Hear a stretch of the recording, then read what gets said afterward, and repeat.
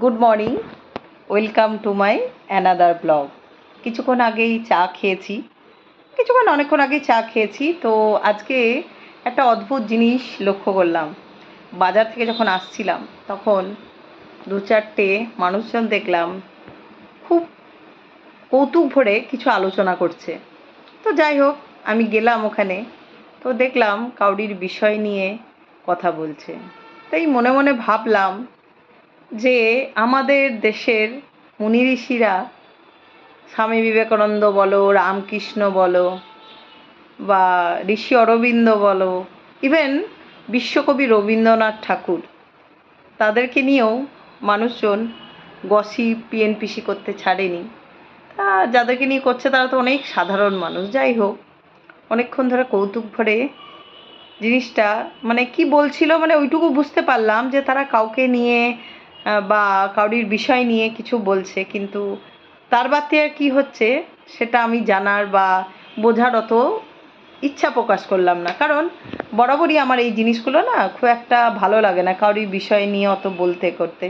কেউ বলল, শুনলাম, সেটা ঠিক আছে, কিন্তু কথা হচ্ছে অত ভালো লাগে না।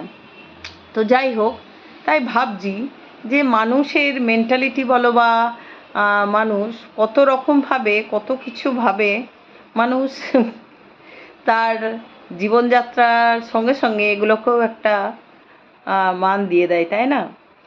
যাই হোক, কিছু করার তো নেই। যারা যেরকমভাবে বেঁচে থাকে বা বেঁচে থাকার চেষ্টা করে, কারোর হয়তো এগুলোই পছন্দ, তো সেটাই ভাবছি। কিন্তু আমার মনে হয় এগুলোকে নিয়ে না ভেবে নিজের জন্য বা ভালো কিছুর জন্য একটুও যদি ভালো কিছু করতে পারা যায়, আমার তো মনে হয় এগুলোকে নিয়ে একটু চিন্তা ভাবনা করা অবশ্যই দরকার আছে। আর সেটাও মনে হয় যে এইগুলো করে বা এগুলো করে কত দূর কি যাওয়া যায় বা কোথায় কি অর্জন করা যায় আমি কিন্তু জানি না। কিন্তু তার বাদতিও শুনলাম আজকে, তাই ভাবলাম যে মানুষ তোমাকে কোনোদিনই হয়তো ভালো থাকতে দেবে না, বা ভালো থাকার চেষ্টা করলেও তোমাকে প্রতিনিয়ত ভাবে হয়তো সেগুলোকে মানে পিছনে ফেলার চেষ্টা করবে। এটাই বোধহয় মানুষ। যাই হোক, সব মিলিয়ে মিশিয়ে আজকে সকালের অভিজ্ঞতাটা আমার খুব একটা ভালো লাগলো না, আর ওটাও লাগলো না যে এরা এরকম কেন করে। যাই হোক বন্ধুরা, আমি যেটা ফিল করেছি তোমাদের সঙ্গে শেয়ার করলাম। ভালো থেকো তোমরা। যাই হোক, ভালো চিন্তা ভাবনা করো, সব কিছু যেন ভালো হয়।